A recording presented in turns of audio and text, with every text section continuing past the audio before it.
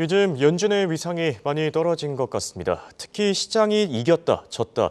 이 표현이 나오는 것 자체가 지금 연준의 약화된 위상을 말해주는 게 아닌가 싶은데요. 이런 상황을 가만 지켜볼 수 없었던 바이든 정부가 연준을 가만두지 않을 것이란 시각까지 나오고 있다고 합니다. 오늘은 이 문제들에 대해 알아보겠습니다. 도움 말씀에 한국경제신문의 한상춘 논사위원 나와 계십니다.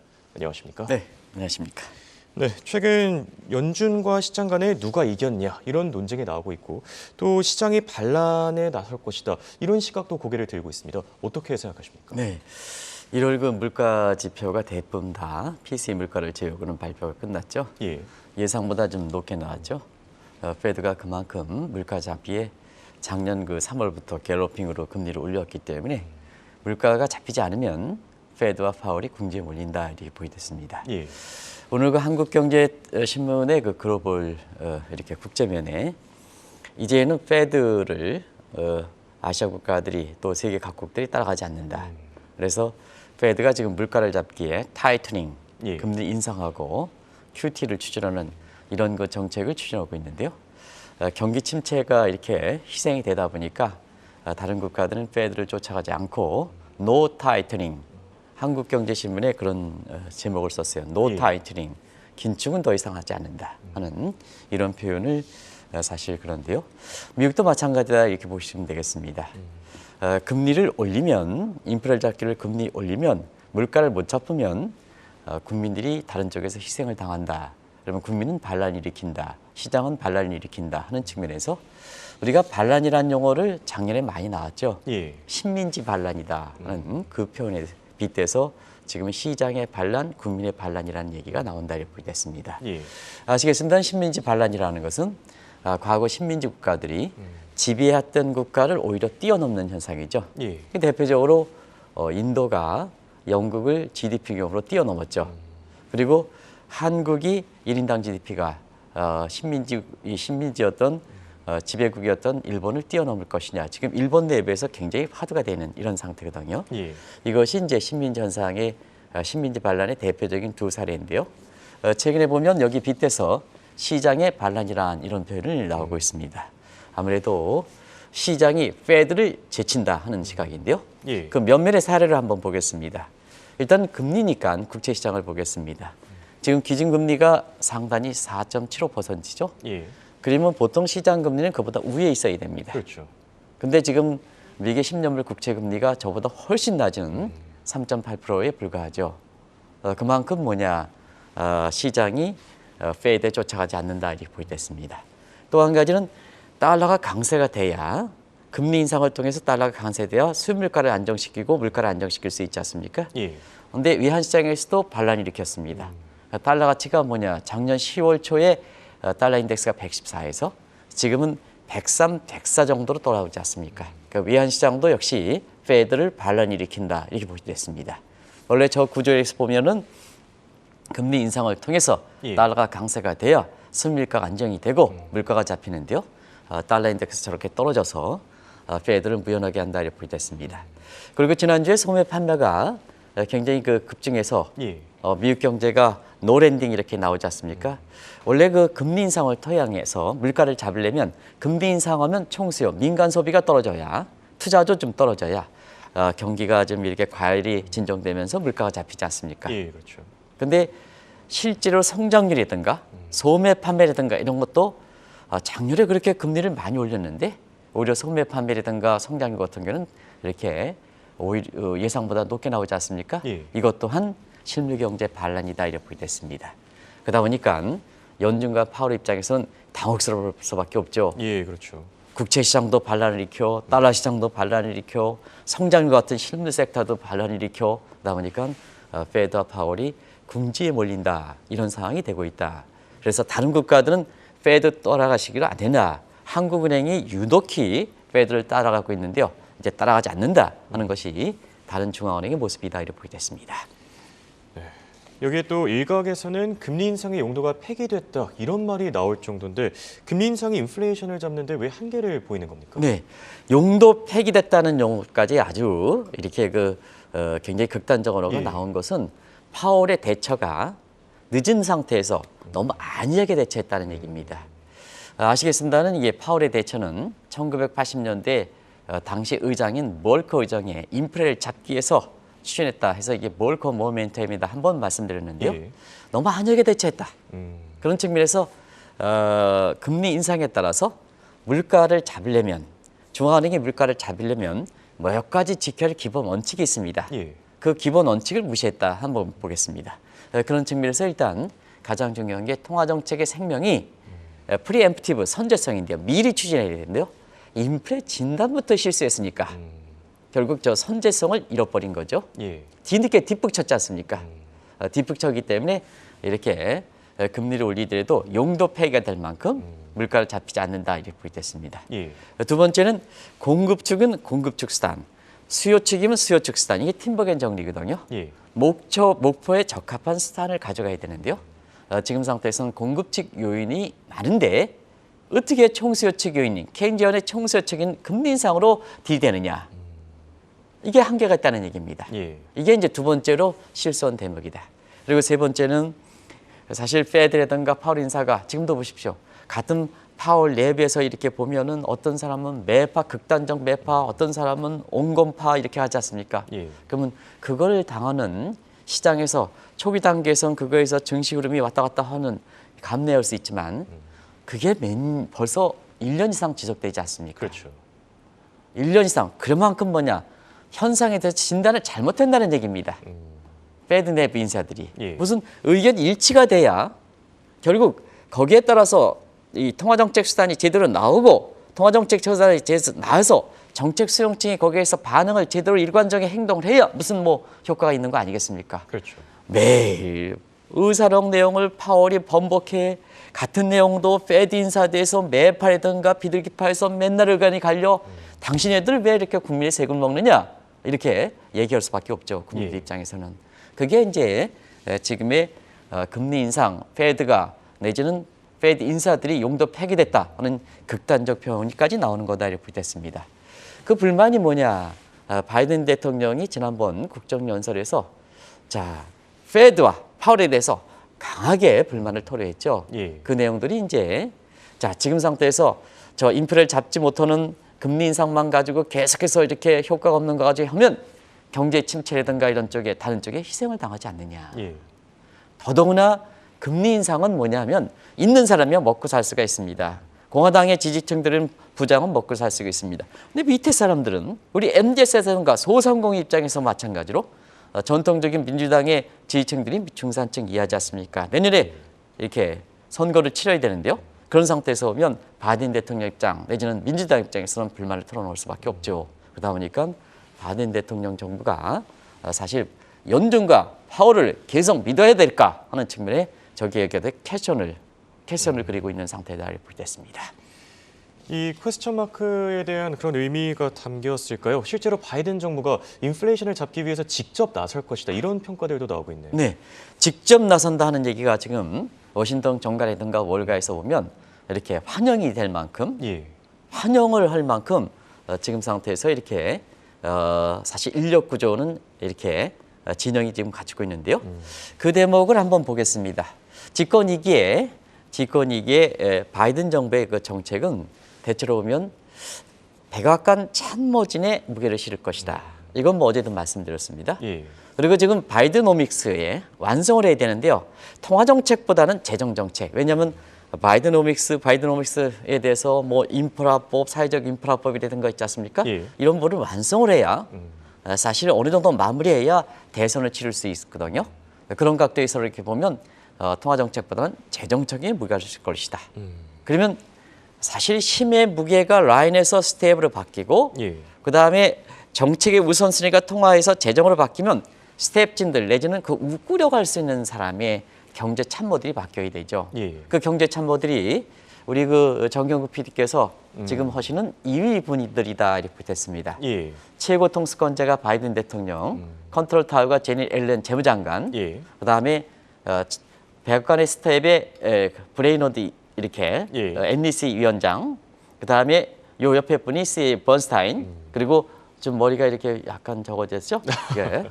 요 분이 이제 지금 통화정책 부의장으로는 페드에 바이든 퀴즈를 하는 시카고 연전의 보드 멤버로 이번에 들어갔던 굴스비라 이렇게 보시면 되겠습니다. 이 5인방이다 이렇게 붙어있습니다. 그래서 백악관 참모는 브레이너드 NEC, 먼사이 CA 여기 이제 가장 중요한 직책이죠. 예, 그렇죠. 그리고 재정 정책은 무게가 실리는데 제니 옐런 그대로 남겨두고 실질적 경제 컨트롤 타워. 예. 통화 정책은 뭐냐? 트럼프 퀴즈는 나가라. 그래서 뭐냐? 바이든 이렇게 퀴즈에 해당되는 오스만 굴스비 시카고 연준 총재에서 이 진영들이 가져갈 거다 이렇게 보겠습니다. 그러면 이런 진영에 대해서 시장은 어떨까? 국민은 어떨까? 일단 연준보다는 바이든 정부에 지금 무게를 실은 상태다 이렇게 보겠습니다. 그런 가운데 지금 뭐 전쟁인데도 불구하고 바이든 대통령이 지금 우크라이나에 방문하고 있죠. 예. 그런 것은 상당히 승부수를 던지는 것이 아닌가 이렇게 이제 보고 있습니다. 그런 측면이 지금 테크노 지오그래피컬 리스크 관련해서 좀 나중에 지정학적 위험이 아니라 기정학적 위험 예. 관련해서 인플레를 잡는다 이런 측면의 의지를 보여주시는 것이 아닌가 이렇게 보고 있습니다. 실제로 지금 파월 의장의 금리 인상을 통한 이 인플레이션 대책에 반대하는 사람들이 많아져가지고 스티글러츠의 경고가 나오고 있다 이런 얘기도 있는데 무슨 의미입니까?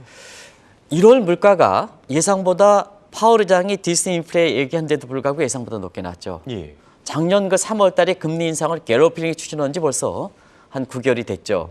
그런 상태에서 1월 물가가 예상보다 높게 나오니까 예. 결국 금리 인상이 물가를 못 잡으면 다른 측면의 희생을 보는 부분인데요. 그중에서도 금리 인상분이 과연 물가를 잡는 수단이냐, 오히려 물가를 올리는 수단이냐 하는 측면에서 시청자는 몰라하지 마시기 바랍니다. 스티그로츠라고 노벨의 경제학상이고 한국에 굉장히 많이 방문하시는 예. 친한 경제학파거든요. 이분이 뭐냐? 금리 인상이 물가를 잡는 게 아니라 물가 상승을 오히려 촉진시킨다. 해서 시청자 여러분 그런 얘기를 이렇게 나오고 있습니다. 예. 그런 측면을 한번 보겠습니다. 그래서 스티븐 로치라든가 이런 사람들이라든가 IMF의 이렇게 수석 부총재라든가 월드뱅크에 관련된 사람이 금리 인상이 물가를 잡는 수단은 아니다. 다른 쪽에 희생이 많이 된다 하는 측면에서 예일대 스티븐 로치 같은 경우에는 예. 인플레를 잡다가 실물경제를 침체시킨다. 유명한 얘기가 있고 그다음에 하버드의 퍼먼 교수는 물가를 금리 인상을 잡다가 실업률이든가 이런 측면에 희생을 많이 시켜 sacrifice ratio라고 해서 희생률이 당한다 하는 쪽도 많이 얘기했습니다. 예. 극단적으로 스티글러츠 노벨 경제학 수상자는 금리 인상이 오히려 인플레를 유발한다. 예. 그럼 이 대목이 시청자를 깜짝 놀랄 겁니다. 그렇죠. 자, 물가를 잡기 위해서 금리를 올렸는데 왜 스티글러츠 그것도 노벨 경제학상을 타신 분이 왜 이렇게 물가를 촉진시킬까 하는 측면은 바로 저 대목입니다. 금리 인상하면 기업들의 비용을 증대시킨다. 예. 소위 코스프스의 국제유가를 상승시키는 것과 마찬가지로 비용을 상승시킨다. 근데 지금은 미국의 독과점 구조 아닙니까? 예. 빅테크의 독과점 구조면 소비자에 전가시킨다. 소비자에 전가시키면 물가가 올라가지 않느냐 하는 측면입니다. 예. 그러다 보니까 바이든 정부 입장에서는 지난번도 얘기했다시피 자 물가를 잡기 위해서 금리 인상하는 페드라든가 파월을 중단해라 하는 압력이 들어간 이게 파워풀인전 관점이 아닙니다. 예. 실제로 저런 분석이 명확한 근거가 있기 때문에 어떤 분 같은 경우는 바이든 대통령이 금리 인상을 중단해라 페드에서 압력하면 정책 파워풀이즘이 아니냐 그런 비판의 소지가 있습니다는 페드와 파월이 잘못된 정책은 교정시켜야죠. 정책 파워풀이즘을 해석하기는 어렵죠. 예. 그러다 보니까 뭐냐 스티글러츠 같은 이런 분들이 금리 인상, 물가를 잡지 못하면 비용 상승해서 빅테크에 의해서 독과점에 의해서 소비자에게 전가시키니까 국민들이 희생당하지 않습니까? 국민의 경제생활 고통을 이렇게 줄여야 되는 바이든 입장에서는 국민 앞에 국민을 소화한다, 경제생활을 안정시켜야 된다는 입장에서는 자 파월과 그다음 페드에 대해서 금리 인상을 중단해달라 하는 요구를 할 수 있어요. 그게 어떻게 정책 포퓰리즘입니까? 예. 당연한 권리게 되겠죠. 그래서 앞으로 집권 2기에는 바이든 정부와 파월과 그다음에 경우에 따라서는 페드가 트럼프 정부 시절에 임명했던 것이 사실은 그 파월 의장이거든요. 예. 그래서 싸움이 본격화되지 않겠느냐. 그래서 또 하나의 대선을 치를 것이다.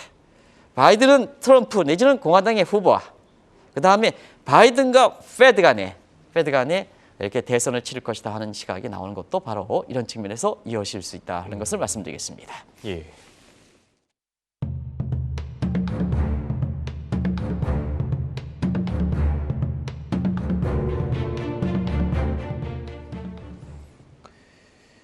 여기 또 바이든 행정부가 금리 인상 대신 인플레이션을 잡는 수단으로 이 아마존 효과부터 잡을 것이다라는 시각이 있는데 이건 무슨 내용입니까? FTC 리낙한 예. 문제다. 반독점 규제다 이렇게 됐습니다.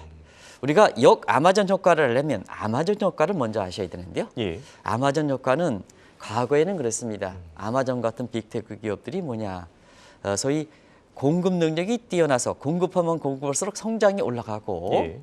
수학 체제에 어떻게 해서 공급을 쓰면 물가가 올라가는 게 아니라 공급 능력이 개선돼서 물가를 떨어뜨리는 그래서 아마존 효과는 빅테크 효과는 물가를 안정시키는 효과가 됐다 이렇게 됐습니다. 예. 근데 자 빅테크 기업들이 이게 독과점이 정도가 높다는 얘기입니다.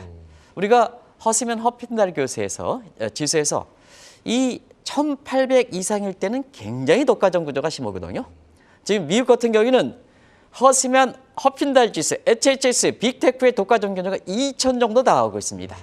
이런 상태에서는 뭐냐? 기업 권력이 국가 권력보다 앞서다는 얘기죠. 예. 그런 측면에서 보면 이 독과점 규제에서 보면 앞서 말씀드린 게 금리 인상이 물가를 억제시키는 게 아니라 비용 상승을 소비자에게 전가시킨다는 겁니다. 뭐를 이용해서? 독과점을 이용해서. 그러다 보니까 최근에 보면 이 빅테크 기업들이 아마존 효과에 의해서 물가를 안정시키는 게 아니라 물가 상승을 촉진시킨다는 얘기입니다. 예. 그러다 보니까 자 페드 입장에서는 금리 인상 중단하고 빅테크에서 독과점을 규제한다는 얘기입니다.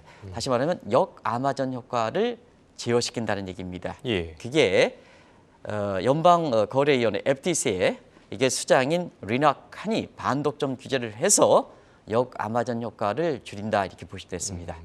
아마존 효과를 줄여야 빅테크의 독점력을 줄여야 물가를 안정시키고 특히 저소득층이 물가 상승에 따라서 희생당하는 것을 규제할 수 있다. 한국에서 보더라도 이 대기업들이 사실 이런 측면에서도 윤석열 정부에서 한번 관심 있게 지켜볼 대목이다 이렇게 보겠습니다. 또 아까 전에 지정학적 리스크가 아닌 기정학적 리스크라는 표현을 해주셨는데 인플레이션 요인이 기정학적 위험 때문이고 또 이를 잡기 위해 지금 칩4를 추진하고 있다는 얘기도 있습니다. 네, 기정학적 위험이다. 지정학적 위험 아니고 맨 처음에 소개할 때 이게 지정학적 위험 아니냐 하는데 예. 기정학적 위험이다 하는 것을 말씀드리겠습니다.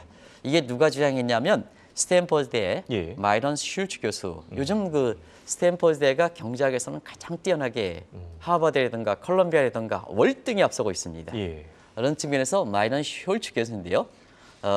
스탠퍼드의 경제학을 대표하는 교수고 시청자분한테는 우리가 블랙 숄츠 모델이라 해서 아마 자본시장에서는 정통적인 모델이다. 이분이 이제 주장하신 분이다 이렇게 됐습니다. 예. 그래서 기정학적 위험은 저기 나왔습니다는 테크노 지오그래피컬 리스크다. 이렇게 하면 자, 왜 이것을 잡아야 되느냐? 예. 지금 우크라이나 러시아 간에 전부 전쟁을 치르는 지정학적이지 않습니까? 그렇죠. 근데 사람이 동원됩니까? 사람 안 동원되고 전부 뭐냐? 기술에 의해서 동원되죠. 예. 그래서 테크놀로지 플러스 지오그래피컬 해서 요거 통합하면 테크노 지오그래피컬 지정학적 위험이 아니라 기정학적 위험이다 이렇게 됐습니다. 예. 그런 과정에서 시청자 여러분이 지금의 왜 기정학적 위험을 잡아야 되느냐 하면 러시아 우크라이나 간의 전쟁 때문에 공급망 피해에 의해서 자 각종 원자재 가격이 올랐지 않습니까? 예, 그렇죠.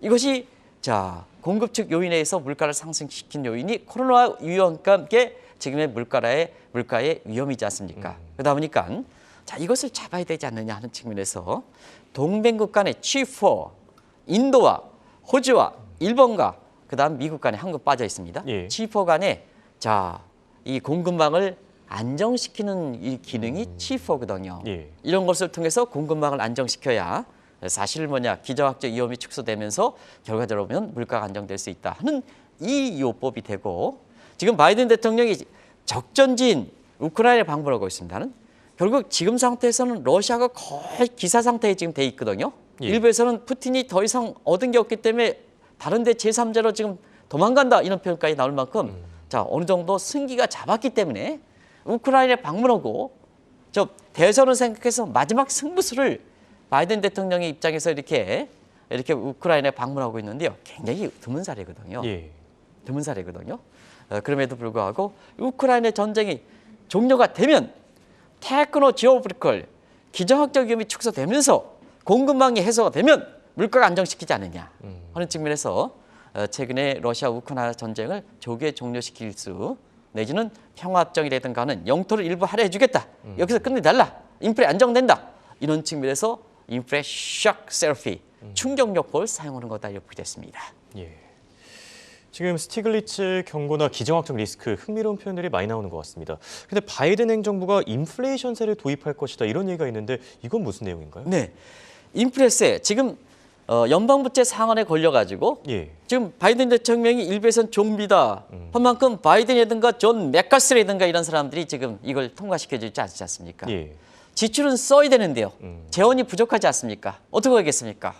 지난번에는 백금, 은하, 백화도 주장한다 이렇게 해서 땡겨 쓴다 하는 가불제도라든가 말씀드렸습니다는. 예. 자, 지금 상태에서는 인플레세를 도입한다. 인플레세를 도입하면 어떠냐 아시겠습니다는 정부와 국민 간에 자산 이전 효과가 있다. 그래서 국민들 특히 잘 사는 사람은 실질 소득이 감소된다. 예. 잘 사는 사람은 대부분 자산 소득이 많지 않습니까? 인플레가 오면 그 사람들은 초부유세를 동원하지 않아도 됩니다. 그 사람들은 뭐냐 실질 자산 효과가 감소된다. 그럼 어디로 가느냐? 정부는 부채이기 때문에 정부의 실질 부채가 감소되지 않습니까? 예. 이 감소되는 실질 자산을 정부에 이전시키는 강제 저축이나 마찬가지다는 얘기입니다. 예. 자, 공화당 트럼프 맞아. 당신의 부자당이야. 트럼프 맞아. 막어. 그러다 보니까 연방부채 문제를 해결해야죠. 예. 그런 상태에서 인플레이션 동의로면 어떻게 하면 재원을 확충하죠. 그래서 바이든 정부 입장에서 지출할 수 있는 재원이 형성되죠. 그리고 또 한 가지는 인플레이션 도입하면 전부로 세금 동원하니까 자 금리 상승보다 민간 소비라든가 뭔가 이것이 잘 사는 사람들이 쓰는 율이 줄어들게 되거든요. 왜냐? 세금을 증가시키면 손하게 되는 가처분 소득가 줄어들기 때문에 그러면 물가를 억제시키죠. 예. 물가를 잡는다. 그리고 자 인플레이션 도입에서 강제 저축해서 재원을 형성하는 것을 뭐냐? 민주당의 전통적 지지층 초불세를 하지만 초불세를 직접 도입하지 않자 인플레이션을 도입해서 거기서 형성된 재원을 가지고 민주당 밑에 있는 지지층한테 자 직접적으로 재원을 줘야 된다. 그러면 이 연방부채 문제도 해결할 수 있을 거고 예. 재원 지출 문제도 해결할 수 있을 거고 세금 동원해서 인플레도 해결할 수 있을 거고 페드다 동원하지 못하는 그리고 밑에 계층들도 위층에서 지원해주고 있는 사람들은 초부유세 부과하고 소득 불균형도 축소시키고 이런 목적을 달성하지 않겠느냐 해서 지금 인플레세를 도입하는 문제에 대해서 월가라든가 특히 바이든의 지지층 입장에서는 지금 박수를 치는 대목이다 이렇게 보시면 되겠습니다. 말씀을 듣고 나니까 확실히 연준과 파월 의장이 정말 코너에 몰린 것 같은데 그런 만큼 파월 의장이 에르도안의 도박을 할 것이다 이런 시각도 있지 않습니까? 네, 도박을 하다 보면 예. 페드의 다른 인사들이 반란을 일으키죠. 그래서 페드 내가 자중질환을 일으키는 거다 이렇게 이제 보시면 되겠습니다. 예. 요즘 페드 인사들의 제각각 입장이 다르죠. 그렇죠. 한번 굉장히 잡다는데요. 그러면 자 에르도안 도박이 뭘까 하는 측면은 지금의 인플레는 세계 각국들이 달리 대응한다 하는 측면에서 페드식으로 이렇게 한국은행처럼 금리를 우리 내부를 생각하지 않고 금리를 올리지는 않습니다. 중국은 금리를 내렸죠. 예. 대표적으로 지금 지진 사태에 의해서 굉장히 좀 눈물 날 정도로 좀 합니다는 어쩔 수 없이 대통령은 나쁜 사람이거든요. 튀르키예 대통령 에르도안은 진짜 나쁜 사람이거든요. 그래서 제가 여기서 좀 터키 국민들을 대신해서 튀르키예 대통령에서 대가 말씀드리겠습니다. 이 사람은 자기의 정치적 파워프리즘에 의해서 도박을 친 거거든요. 물가가 뭐냐 100% 이상 되는데 금리를 내쳐버렸거든요. 예. 그러니까 물가가 지금 폭등한 상태에서 저 지진을 맞니까 튀르키예 국민들은 한 나라의 최고 통수권자를 잘못해서 이렇게 고통이 되지 않습니까? 마찬가지로 예. 자 이것도 저것도 안 된다 하는 입장에서 파월 입장에서는 왜 디스인플레 발언을 했습니까? 물가가 통제된다. 그러면 자연스럽게 피본 얘기가 나오고 금리 인하 얘기 나오지 않습니까? 그렇죠. 바이든 정부에 영합할 수 있고 그런 측면에서 그냥 파월 의장 입장에서는 에르도안 이렇게 예. 그것처럼 에르도안 도박처럼 이참에 그냥 금리를 확 낮춰서 내 자리를 보존하겠다 하는 이런 얘기가 추측까지 나오다 보니까 다른 매파리든가 이런 사람 입장에서는 뭐는 거냐 당신 이렇게 해서 사실 지금 페드 인사들 간의 자중질환을 일으키는 거다 이렇게 보고 있습니다. 어찌됐든 예. 자 세력 각국들은 페드를 쫓아가지 않는다. 노 타이트닝이라는 얘기가 나오고 있다. 그리고 지금은 바이든 대통령이 페드를 거치지 않고 인플레를 잡기 위한 샥 세러피 충격요법을 동원한다. 그래서 더 이상 금리라든가 페드의 금리 인상 문제에 대해서 너무 시간을 이렇게 할애해서 사실 증시가 마치 이렇게 페드의 금리 인상에 따라서 모든 게 좌우는 것처럼 방송 시간을 할애할 필요는 없다 하는 것을 꼭 좀 말씀드리겠습니다. 예.